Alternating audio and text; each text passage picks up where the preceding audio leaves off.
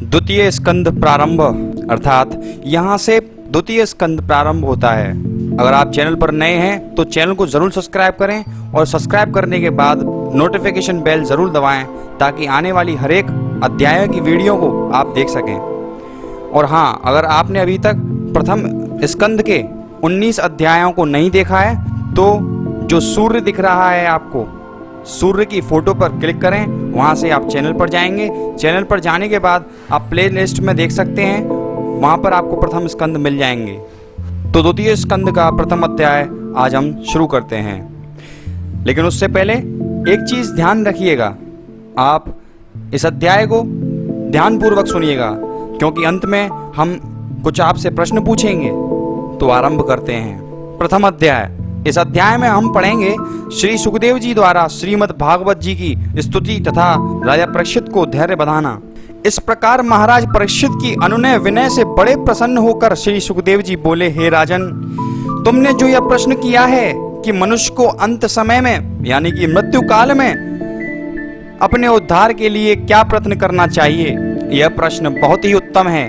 हे राजा परीक्षित, जो मनुष्य अज्ञान में डूबा हुआ श्री नारायण भगवान की महिमा को न जानकर संसार के विषय आदि भोगों में लिप्त रहते हुए अपने जन्म को व्यर्थ ही व्यतीत कर देता है, उसे समस्त दुखों का अधिकारी जानना चाहिए। जो लोग विषयों की इच्छा रखते हैं उनको भी कोई सुख नहीं मिलता है। जो लोग अपने जीवन को रात में स्त्री भोग एवं दिन में धनोपार्जन करने में बिता देते हैं और जिनको सांसारिक कामों में कभी भी अवकाश नहीं मिलता, उन्हें चाहिए कि वे किसी भी समय थोड़ा सा श्री हरि भजन करके अपनी मुक्ति का साधन कर लें।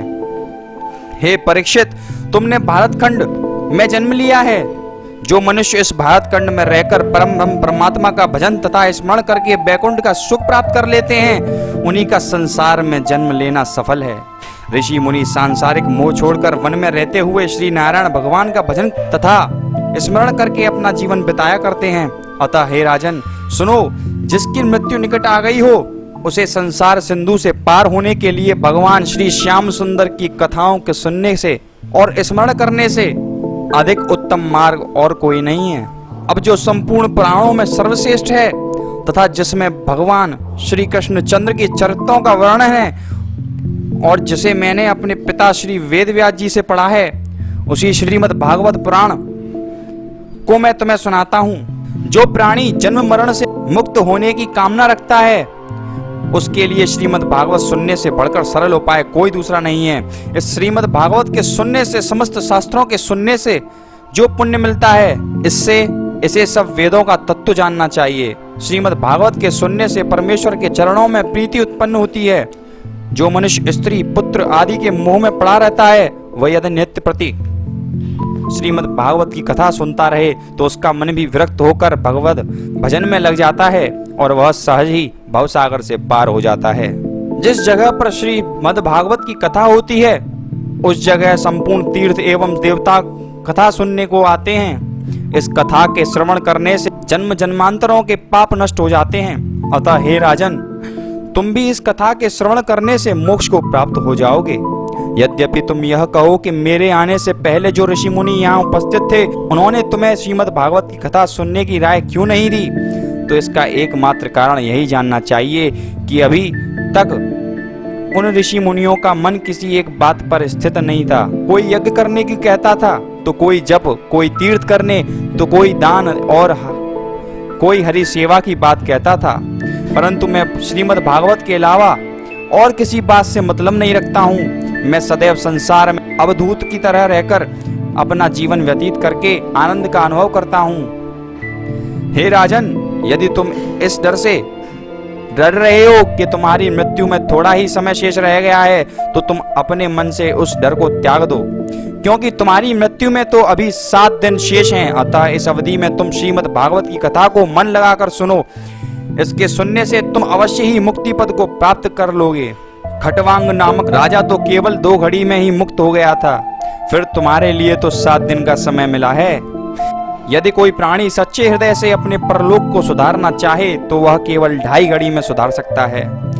श्री सुखदेव जी की ऐसे प्रिय वचन सुनकर राजा परीक्षित हाथ जोड़कर बोले, हे महामुने, राजा खटवांग ने 2 घड़ी में ही मुक्ति कैसे प्राप्त कर ली, वह कथा आप कृपा कर मुझे सुनाइए। श्री सुखदेव जी बोले, हे राजन, त्रेता युग में खटवांग नाम का एक बड़ा प्रतापी, बलवान, नीतिवान एवं धर्मवान राजा अयोध्यापुरी में हुआ। वह 7 द्वीपों का राजा था। एक बार राक्षसों ने इंद्र आदि देवताओं को संग्राम में हराकर उन्हें देवलोक से निकाल दिया था और इंद्रासन पर अपना आधिपत्य लिया। उस समय देवगुरु बृहस्पति जी ने देवताओं से कहा कि तुम राजा खटवांग की सहायता लेकर असुरों से संग्राम करो, तभी तुम विजयी हो सकोगे। यह सुनकर देवराज इंद्र सब देवताओं के साथ मृत्युलोक में आए और उन्होंने राजा खटवांग के पास जाकर अपना मनोरथ सुनाया। राजा ने उनको दंडवत करते हुए कहा, हे देवराज, मेरे बड़े अहोभाग्य हैं, क्योंकि मेरा यह शरीर एक न एक दिन अवश्य ही नाश होगा। इससे यदि आप लोगों के किसी काम आ जाए तो इससे अधिक अच्छी बात और क्या हो सकती है। इतना कहकर राजा ने अपने अस्त्र शस्त्र बांध लिए और इंद्रादि देवताओं के साथ संग्राम में जाकर असुरों को हरा दिया। जब देवताओं ने युद्ध करके विजय पूर्वक इंद्रासन पुनः प्राप्त कर लिया, तब वे निडर होकर देवलोक का राज्य करने लगे। जब राजा ने उनसे विदा मांगी, उस समय देवराज इंद्र ने प्रसन्न होते हुए कहा, हे राजन, हम आपसे बहुत प्रसन्न हैं, आप हमसे कुछ वरदान मांग लीजिए। देवेंद्र की यह बात सुनकर राजा खटवांग ने हृदय में सोचा कि मैंने देवताओं की सहायता करके हारा हुआ राज्य पुनः वापस दिलाया है, फिर मैं ऐसी परिस्थिति में इनसे क्या मांगू। तब राजा के मन की बात जानकर देवराज ने कहा, हे राजन, देवताओं को भूत और भविष्य काल की सब बातें मालूम रहती हैं। हम लोग असुरों के उपद्रव से भयभीत थे, इसलिए हमने आपसे सहायता मांगी थी, अतः आप भी इस उपकार के बदले हमसे कुछ मांग लीजिए।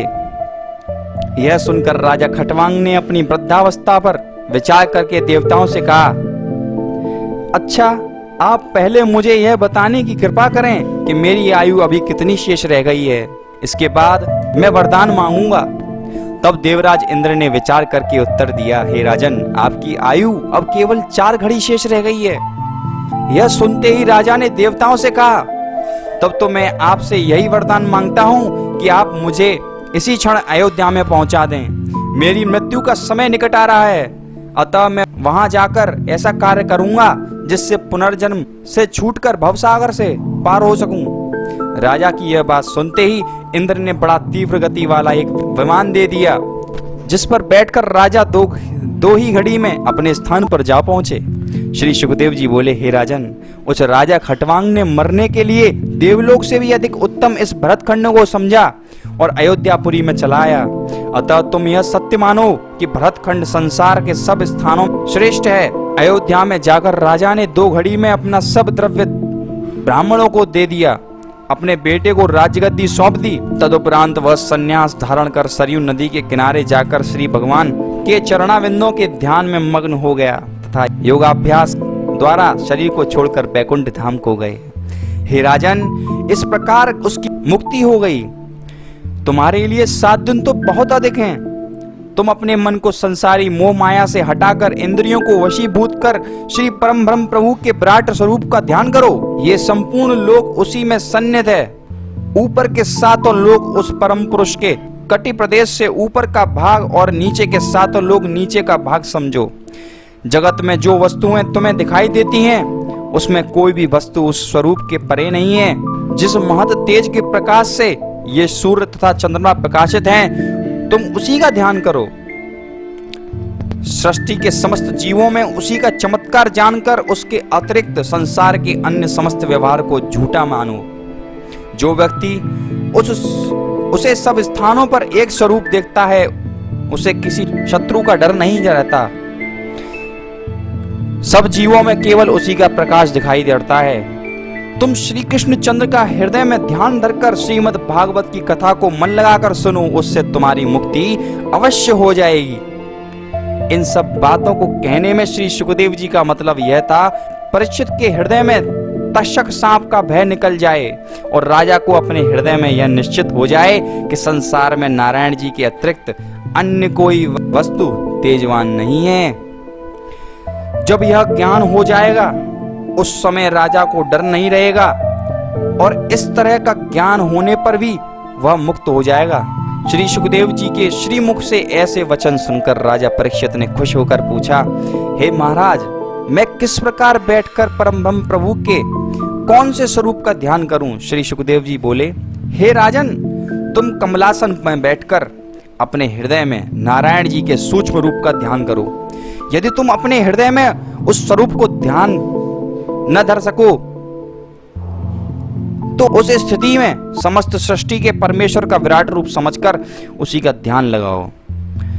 उस परमेश्वर का विराट रूप इस प्रकार है, पाताल लोक में उसके पांव हैं, रसातल लोक घुटने में है, वोतल लोक जंघा, वितल और अमल लोक नितंब, पृथ्वी कटी प्रदेश, आकाश नाभि, ज्योतिष चक्र, जहां सूर्य तथा चंद्रमा का निवास रहता है वो छाती में है, महलोक कंठ और जनलोक मुख, तपलोक तथा सत्यलोक उस आदि पुरुष भगवान का सिर है, इंद्र आदि देवता उनकी भुजाएं, दसों दिशाएं कान हैं, अश्वनी कुमार नाक हैं, संपूर्ण सुगंधी नाक के छिद्र, अग्नि ही मुख है, आकाश नेत्रों के गड्ढे हैं, सूर्य जिनकी आंख है, दिन रात जिनके पलक भंजन हैं, जिनका जल ही पांव है, संपूर्ण जगत का रसास्वादन जिह्वा, यमराज दांत, लज्जा ऊपर का होठ, लालच नीचे का होठ, धर्म जिनकी छाती, अधर्म जिनकी पीठ है, संपूर्ण वृक्ष